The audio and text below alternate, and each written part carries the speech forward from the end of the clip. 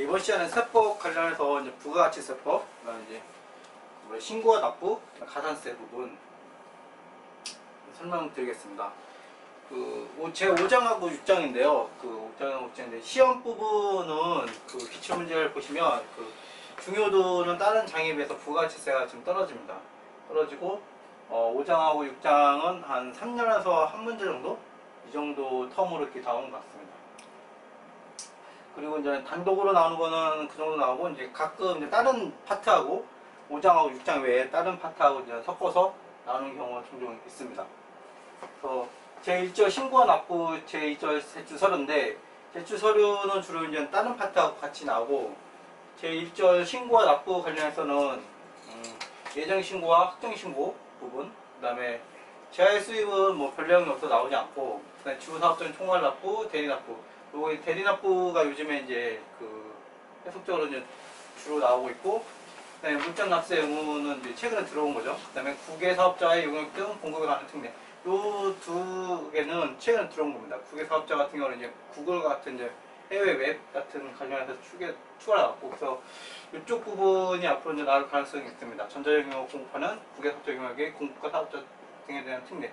이쪽 부분이 최근에 들어온 거라서 이제 나올 가능성이 있고, 이건 이쪽 부분이 기본적인 거고. 다음 결정, 긍정, 징수, 환급인데, 결정과 긍정은 뭐 부가가치세는 기본적으로 신고하는 것 때문에 신고를 안 했을 때 이제 가세관청에서 이제 결정을 하게 됩니다. 그래서 뭐 특별하게 이제 중요하지는 않고 징수하고 있고, 환급이 이제 가끔 이제 앞에 파트보다도 조금 중요한 부분이 있어요. 왜냐면 우리가 이제 부가가치세 같은 경우는 우리가 이제 실제로 이제 매출이 안 됐음에도 불구하고 매입하고 매출하고 이제 우리가 이제 현금이 이제 회사들이 어려울 수가 있어가지고 수출입 회사 같은 일부 회사들은 이제 조기 환급 제도가 있습니다. 그래서 이제 다른 세법과 관련해서 좀 독특한 제도가 있어서 환급 관련해서 좀 자주 물어보고 있고, 가산세는 기본적으로 우리가 이제 국세기본법 쪽 가산세 문제를 주로 내고, 각 세법에 있는 가산세는 잘 나오지는 않습니다. 근데 이제 그 중에서도 이제 잘 나오지 않는데, 나오다면 이제 부가가치세 쪽에서 이제 가산세 별도로 한 번 더 물어볼 수 있는데, 그 이유는 부가가치세가 이제 교수님들이 이제 얘기를 빌리면 다른 법에 비해서 이제 가산세가 높습니다. 가산세가 높아서, 왜냐면 우리 세금계산서 그런 것들 매출하고 뭐 이런 것들이 주로 있어서 가산세가 좀 셉니다. 그래서 가산세 문제가 그냥 아주 가끔 좀 나오고 있습니다. 먼저 예정신고가 납부입니다. 예정신고가 납부는 이제 부가가치세는 기본적으로 1기하고 2기가 있고, 1기가 1월 1일부터 6월 30일, 7월 1일부터 12월 31일인데, 이 중에 이제 예정이 있습니다. 예정, 모두 예정. 여기 보신 것처럼 1월 1일부터 3월 31일, 7월 1일부터 3개월 9월 31일, 그런 식으로 이제 예정 기간을 둬서 한번 분기별로 납부, 그러니까 가세 사업자 입장에서는 두 번 개념이 아니라 4번 있다는 식으로 생각할 수가 있습니다. 그래서 예정 신고 기간인 게 있고, 우리는 확정 신고도 똑같습니다. 이 가세 기간 끝난 다음에 25일, 가세 기간 끝난 후 25일 이내에 우리 이제 가세 표준하고 납부세, 환급세액은 세무서장에게 신고를 해야 됩니다. 네, 마찬가지로 신규는 당연히 1월 1일부터가 아니라 신규를 시작한 날부터 이제 가세 기간 종료일까지 또 예정 신고 기간이 있습니다. 여러분들도 뭐 계속 제가 말씀드린 밑수친 부분이 과거에 시험에 나왔던 기출 지문이라고 생각하시면 됩니다. 예정 신고할 때는 이제 가산세 관련된 거는 예정 신고 때 내는 게 아니라 확정 신고 때 냅니다. 뭐 그 정도만 주의해 주시면 될 것 같습니다. 그 다음에 예정 신고는 당연히 가세직 하나 세무서사 이렇게 내는 거고요. 우리 지금 예정 신고라고 이런 것들은 우리가 이제 부가세 체계가, 여러분들 이제 보시면 부가세가 기본적으로 재화하고 용역이 있고, 그다음에 재화에 수입이 있습니다. 그래서 특별하게 아무 말이 없으면 재화 용역에 대해서 얘기하는 거고, 그 다음에 특별하게 재화의 수입은 별도로 얘기하게 됩니다. 그래서 일반적으로 얘기할 때는 재화 용역, 재화의 공급, 재화의 수입 이 세 가지를 얘기하는 게 아니고, 일반적으로 얘기할 때는 재화하고 용역, 국내에서 이제 거래 수입 말고 국내 거래를 주로 얘기하게 됩니다. 그래서 이 납세지 관할 세무서적이라는 거는 우리 이제 재화 용역인 거고, 실제 이제 재화 수입은 다 원래 부가치 처음에 했던 것처럼 세관장, 관세청 그쪽에서 이제 관할이기 때문에 세관장에게 납부를 하게 됩니다. 그래서 뒷부분에 보면 그 재화 수입에 대해서 다시 그 조문이 나옵니다. 그 기본적으로 부가가치세는 우리 신고이기 때문에, 신고제도 때문에 그 우리 이제 예정신고도 신고를 하는데, 그 예외적으로 이제 보시면 예외적으로 개인사업자에 한해서는 우리가 그 50% 직전 연도에 50%로 인해서 50%를 이제 가세관청이 직전 연도에 50%를 내세요. 이렇게 이제 우리가 고지를 할 수가 있습니다. 그래서 신고가 아니라 징수, 그 고지, 부가 납부를 하는 그 사례가 있습니다. 개인사업자인 경우가 있습니다. 개인사업자고 일부를 하는 경우가 있고, 그 다음에 2021년도부터는 이게 이제 이제 개인사업자 말고 법인사업자까지 확대할 예정입니다. 이걸 왜 두냐면 사업이 어려울 수가 있잖아요. 작년에는 매출이 뭐 100억이었는데 올해는 매출이 20억이면 작년 기준에 이제 50% 우리가 이제 부과를 받으면 매출이 안 되는데 더 많이 내니까 우리 사업자 입장에서 부담스러우니까 예외를 두는 게 또 하나 있습니다. 보시면 이제 사망에도 불구하고 휴업 또는 사업 부진으로 인해서 사업 실적이 악화된 경우는 개인 사업자는 예정신고, 이런 예정신고 부과하는 게 아니라 별도로 우리 이항처럼 자기가 자진해서 신고해서 할 수가 있습니다. 올해 같은 경우는 이제 코로나 같은 경우로 인해서 이제 우리가 이제 매출이 이제 많이 줄면 개인 사업자인 경우도 좀 부과된 거를 선택하지 않고 자기가 이제 그 예정 신고해서 계산해서 신고하면 축소는 아니고 이제 덜 납부하게 될 수가 있습니다.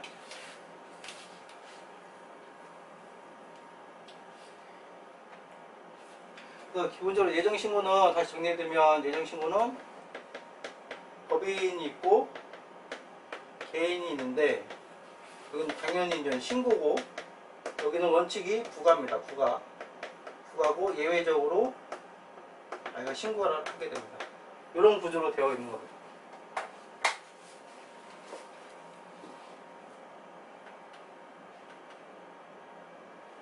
다음은 확정신고가 납부입니다. 확정신고 납부.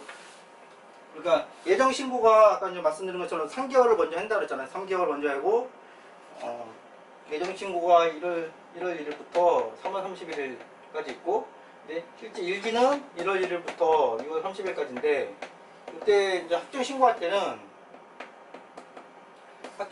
예정신고한 거는 제외하고 신고하게끔 되어 있습니다. 그래서 예정신고 때 이제 누락된 부분은 당연히 해야 되는 거고, 예정신고 때 신고한 부분을 빼고 하게 됩니다. 똑같이 이제 예정신고 마찬가지로 가세기간 끝난 후 25일 이내에서 하는 거고, 예정신고를 한 사업자는 이미 신고한 가세표준과 납부세액 또는 환급받은 세액은 신고하지 않는다. 그래서 이제 신고하지 않은 내용만 우리가 이제 추가적으로 하게 되는 개념으로 되어 있습니다. 그리고 마찬가지로 사업자는 이제 우리 그 관할 세무장한테 하는 거고, 재화의 수입은 이것도 마찬가지로 재화의 수입은 제외된 겁니다. 이렇게 이제 해석을 하시면 됩니다.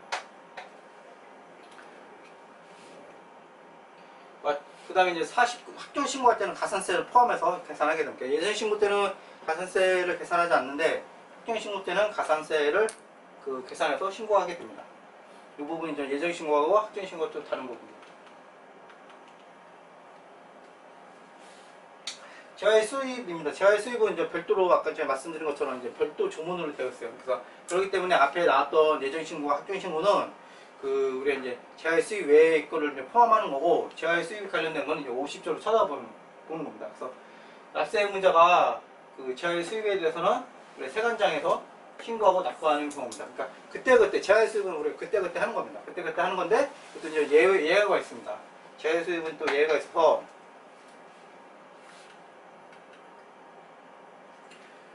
그때 그때 원래 납부하는 건데, 실제로 제할 수입이 여러분들이 이제 왜 수입해? 내가 소비해서 수입하는 경우도 있지만, 일반 법인 사업자들은 내가 쓰려고 하는 게 아니라 판매 목적으로 이렇게 하는 거잖아요. 그렇기 때문에 아직 덜 팔렸는데 부가치세를 납부하게 되면 현금 흐름이 이제 그 악화됩니다. 사는 것도 좀 부담스러운데 그 부가치세까지 내면은 그 우리가 이제 우리가 뭐랄까 그 사업자 입장에서는 그 현금 흐름이 나빠지기 때문에 그 부가치세를 그 예정 신고나 그 학종 신고할 때 그때 내도록 유예하는 제도를 만들었습니다. 그래서 세관장은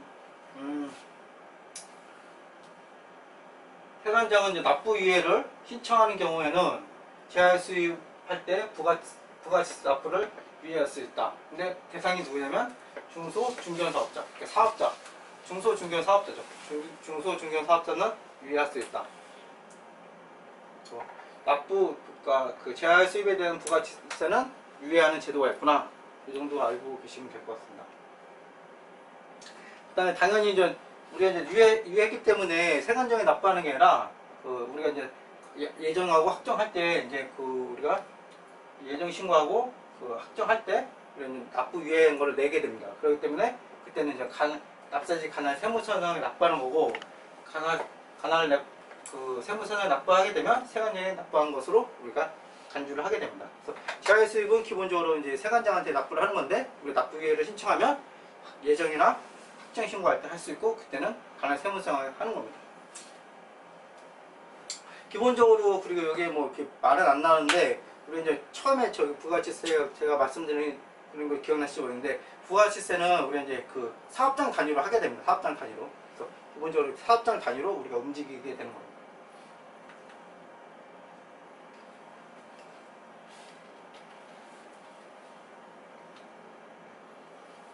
그 다음에 여기는 이제 그 부가치 납부가 유예된 그 납부 유예에 대해서 신청했는데 뭐 여러 가지 사유 국가세를 체납하는 등으로 해서 그 우리가 이제 그 세관장에 이제 납부 취소를 할 수가 있습니다. 뭐 그럼 당연히 통지를 해줘야 되죠. 이게 기본적인 내용입니다.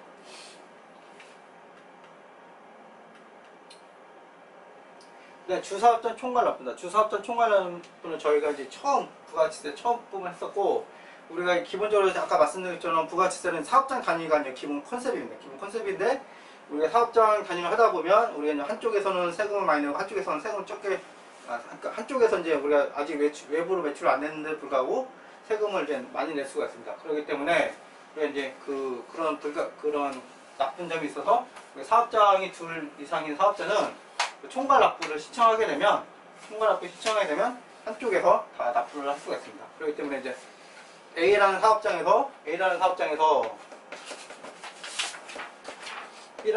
있고 C가 소비자인데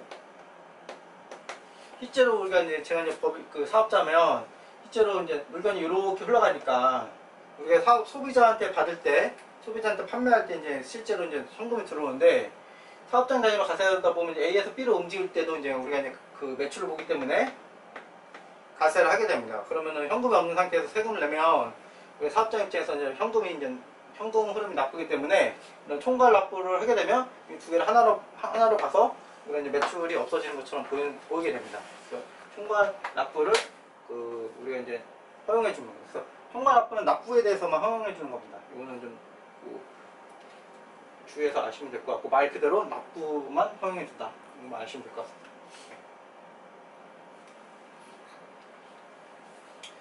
그 다음에 주된 사업장 법인의 본점 또는 개인의 주사무소로 한다. 다만 법인의 경우는 그 지점도 그 주된 사업장을 할 수 있다. 그렇기 때문에 이제 법인 같은 경우는 선택을 하는 거예요. 왜냐면 이게 실제로 최종 그 소비자가 나가는 데가 뭐 본점일 수도 있고 지점일 수도 있잖아요. 그렇기 때문에 그 본점으로 하면은 그 이제 불가피하게 그 최종적으로 소비자에 판매하는 점이 아닐 수 있기 때문에 그 지점까지 다 허용해 준 겁니다. 허용해 주지 않으면 엉뚱하게 그 효과가 전혀 안 나타나기 때문에 그 법인회 같은 경우는 본점 지점에 대해서 선택할 수 있게끔 만들어 준 겁니다. 상식적으로 생각하시면은 될 거예요. 그래서 이 법의 취지가 이제 잘 안 나와서 여러분들이 이제 외우시려고 그러는데 이게 좀 거래를 좀 생각해 보시고 뭐 그런 여유가 없으시겠지만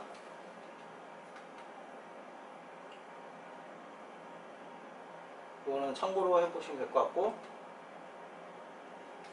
그 다음은 대리납부제도입니다. 대리납부제도는 이게 실제 대리납부라는 게 말 그대로 이제 우리가 이제 납부가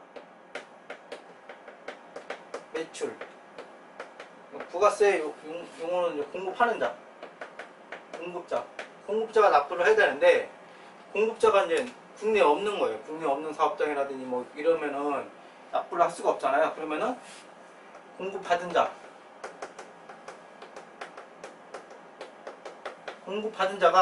공급자한테 이제 1,000원을 준다. 1,000원을 주면 여기 부가세, 1,100원. 1,100원을 준다. 그럼 여기 이제 100원이 부가세를 포함되었으니까 이 100원을 부가세 공급자한테 주지 않고 자기가 키핑해 놓고 대신 납부하게 되는 게 대리납부입니다.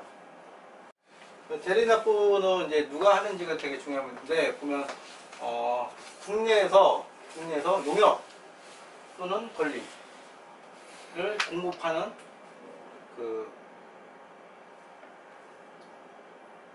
공급받는 자가 대가를 지급할 때 대가를 받은 자로부터 부가세를 징수하여 하는 겁니다. 그래서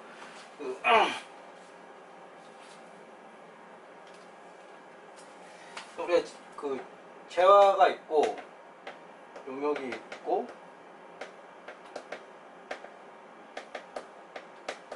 재화의 수입이 있으면, 수입은 아까 세 가지가 있었고, 이 재화는 이제 다 드러나잖아요. 드러나게 하는데 용역은 잘 드러나지 않습니다. 드러나지 않기 때문에 우리 대리납부 그런 제도를 이제 만드는 거예요. 그래서 중요한 건 국내에서 용역 또는 권리를 공급받는 자, 아까 말씀드린 것처럼 공급받는 자가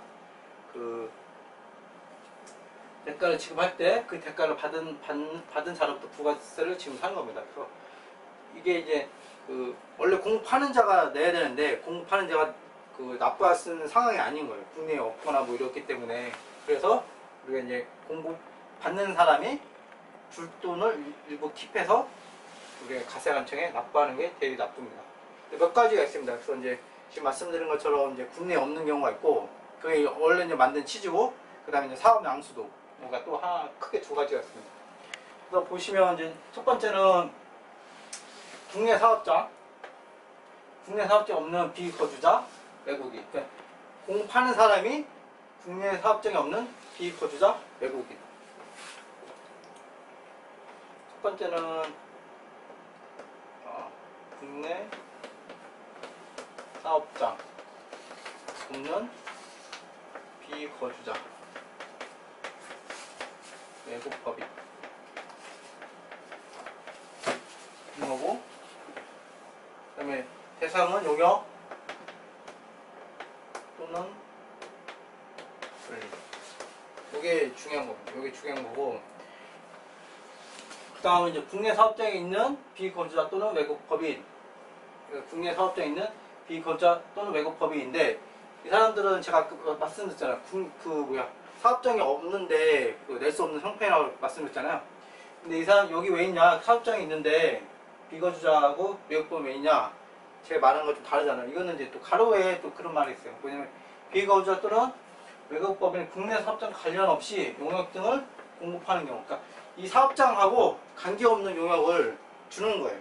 그렇기 때문에 이쪽하고 낄 가능성이 없고, 직접 뭐 외국인 봉사나 끼거나 뭐 그럴 경우가 있습니다. 그래서 이런 케이스가 있어서 국내 사업장의 용역 관련 없는 용역을 제공하는 때는 대리납부를 하게 되는 거예요. 왜냐면 이쪽이 거의 관여를 안 하겠죠. 그렇기 때문에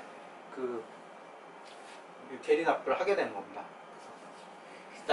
관여 안 하기 때문에 이 사람들 내용 모르니까 납부할 수 없겠죠. 그러니까 이런 컨셉인 거예요. 컨셉 자체가. 말만 보면 이거는 아닐 것 같은데, 실제로 우리 실무에서 보면 이 회사들 끼는 게 아니고 그냥 바로 하는 다이렉트가 끼는 겁니다. 뭐냐면 예를 들면 뭐 애플코리아가 있는데 애플코리아가 끼지 않고 미국 애플하고 바로 우리나라에 있는 회사하고 끼는 경우도 있습니다. 그래서 관련이 없는 용역도 낼 수 없기 때문에 대리납부를 하게 되는 겁니다. 요 이번 이후 지문 좀 유의해서 기억해 주시면 될 것 같습니다.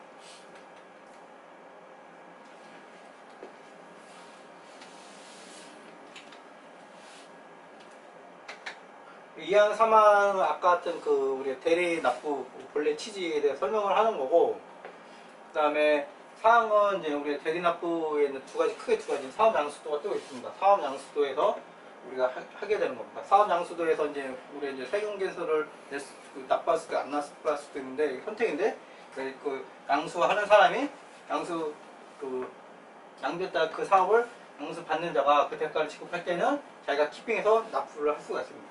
이거는 이제 선택할 수가 있습니다.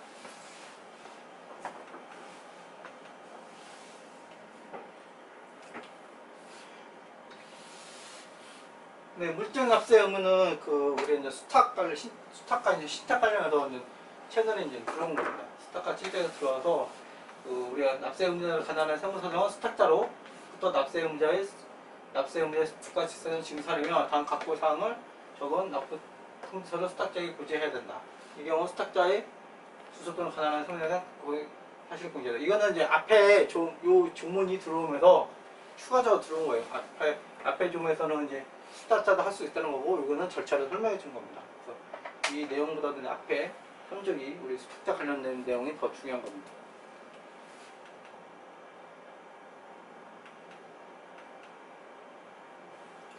그 다음에 국외사업자의 용역 등에 관한 특례를 보시겠습니다.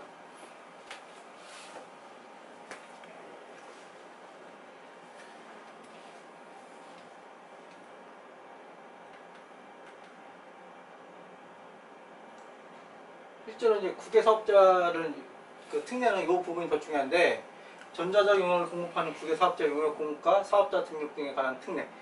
제가 이제 처음에 오늘 할 주제에 대해서는 말씀드릴 때 이 부분이 최근에 들어왔다고 그랬는데,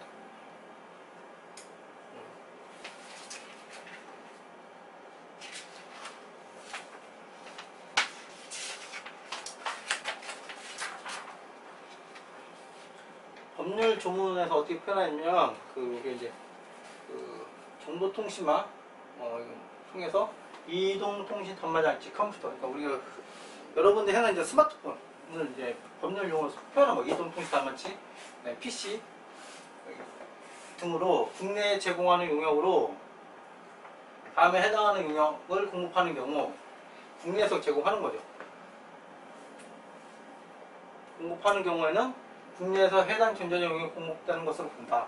그래서 이제 게임, 여러분들 이제 해외 공급자들이 만드는 게임 하잖아요. 국내 개발자 말고 해외 개발자들 하는 걸 이제 다운받아서 여러분들이 핸드폰을 스마트폰으로 게임도 있고, 동영상 파일, 그 소프트웨어 등 이런 거 있고, 그 다음에 광고를 게재하는 영역, 컴퓨터 클라우드 같은 것들에서 클라우드 서비스. 쉽게 해서 해외 사업자가 국내에 이제 이런 어플 같은 걸 공급할 때는 우리가 이제 국내에서 해당 전자 용역에 공급하는 것을 본다로 본 거예요. 왜냐면 이게 해외 사업자가 이제 우리나라에서 공급하는 용역이잖아요. 용역 공급하는 거기 때문에 원래 이제 해외 사업자가 그러니까 용역이잖아요. 용역이고, 원래 이제 우리가 수출입은 우리가 제어만 하잖아요. 용역은 잘 안 하는데 수출입은 이제 제어만 하는 게 이제 원칙인데, 예외적으로 이제 해외 사업자가 이런 식으로 용역을 제공할 때는 국내에서 해당 정제적 용역을 공급하는 것으로 본다. 그러니까 수입이 아니고 얘는 이제 국내 용역인 걸로 보는 거예요. 왜 이렇게 했냐면 실제 이런 서비스를 제공하는 게 해외뿐만 아니라 국내 사업자도 있잖아요. 국내 사업자도 이런 용역을 우리가 소비자한테 제공하는데, 국내 사업자는 국내 거래니까 부가세를 납부하잖아요. 부가세를 납부하고, 해외 사업자는 부가세를 납부하지 않으니까 가격에서 이제 그 부가세만큼 차이가 날 거잖아요. 무슨 말이냐면 공급가가 똑같이 1,000원이면 국내 사업자가 제공하는 건 1,100원, 해외 사업자가 제공하는 건 1,000원이니까 소비자 입장에서 당연히 해외 사업자가 제공하는 걸 할 거잖아요. 그렇기 때문에 그런 걸 방지하려고 이런 거래도 국내에서 공급하는 걸로 봐서 부가지세를 이제 징수를 하게 되는 겁니다. 최근에 들어온 거 2015년인가 아마. 그래서 요즘에 이제 여러분들이 플랫폼 회사들 이제 그런 것들이 이제 국제적으로 문제가 되고 있습니다. 그래서 플랫폼 회사들 다국적 기업들 최근에 이제 OECD에서 글로벌 회사들은 이제 우리나라에서 법인세 이제 최저한세가 있는데 글로벌하게 최저한세를 이제 정해고 내년 정도 아마 적용하려고 그러고 있습니다. 합의만 됐고 적용은 아직 안 됐는데, 그랬더니 지금 이런 추세가 다 이런 전자자 글로벌 우리 그 플랫폼 회사들 이제 세무적으로 이제 징수를 못하는 경우가 많아서 이런 식으로 이제 징수하려고 법들이 만들어지고 있습니다. 이거는 국내 이슈가 아니라 국제적인 이슈예요. 그래서 이제 법들이 좀 바뀌고 있습니다.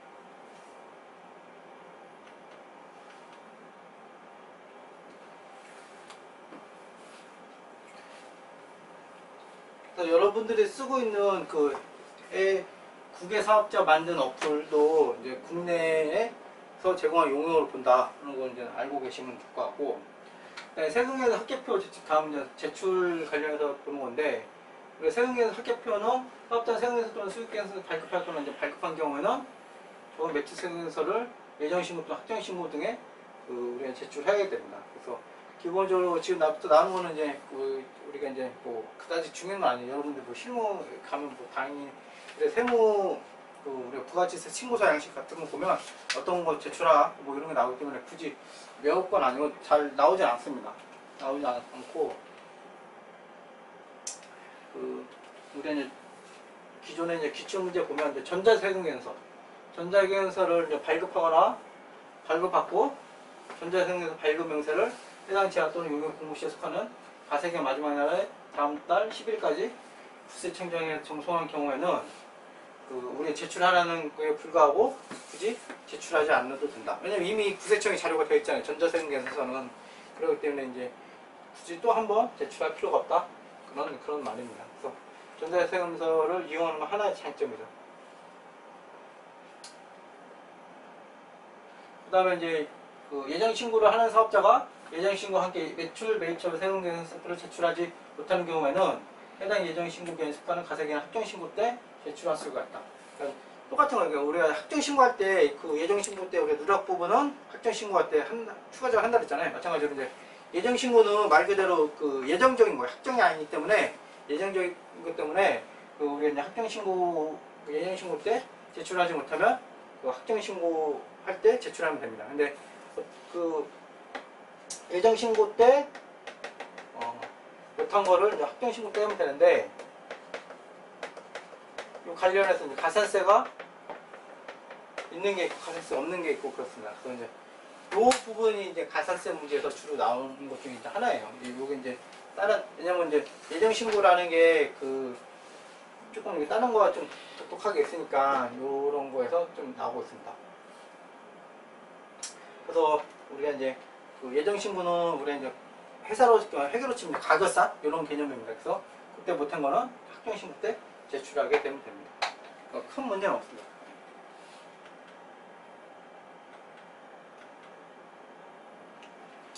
그다음 현금 매출 명세서인데, 현금 매출로 이제 우리가 이제 현금으로 이제 거래를 안 하는 데는 뭐 굳이 우리가 현금으로 많이 하는 데도 있잖아요. 이런 부동산업, 전문 서비스업, 보건업 이런 것들은 이제 현금 매출 명세서 제출하는 거죠. 이거는 받는 목적이 뭐겠습니까? 나중에 이제 가세 세무조사 할 때 이거를 기준으로 해서 보겠죠. 이거랑 실제 이제 현금 매출한 거 비교해서 하면 뭐 이렇게 가산세를 많이 물겠죠. 그래서 이런 것들을 추가적으로 만든 겁니다.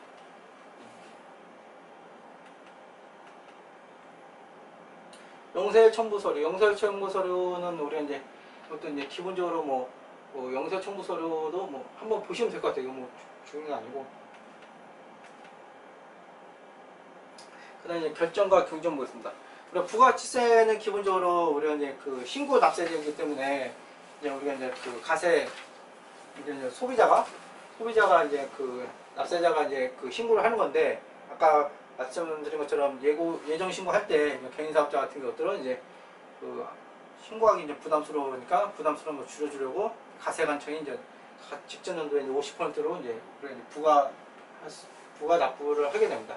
그런 게 이제 일반적인 그런 게 이제 예외적인 거고, 또 다른 거는 우리가 이제 기본적으로 이제 결정가 신고 납세제에 대해서 가세관청이 결정과 경정을 하는 경우는 이제 제출하지 않았을 때, 뭐 이럴 때 하게 되는 겁니다.